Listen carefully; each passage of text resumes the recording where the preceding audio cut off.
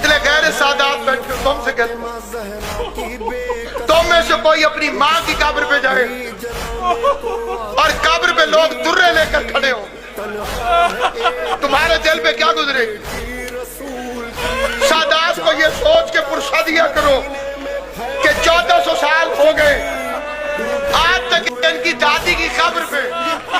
مسلمان درے لے کر کھڑے ہوئے۔ میں نے اپنی زندگی میں قبرستان بھی دیکھے اور میں نے اس بی بی کے صدقے میں اس کے ذکر کی وکالت کی وجہ سے میں نے زندان بھی دیکھا۔ میں دونوں تجربوں کو مد نظر رکھ کے کہتا ہوں جنت البقیع قبرستان نہیں زندان، کیونکہ قبرستانوں میں ملاقات کے وقت نہیں ہوتے، قبرستانوں میں فوجوں کے پہرے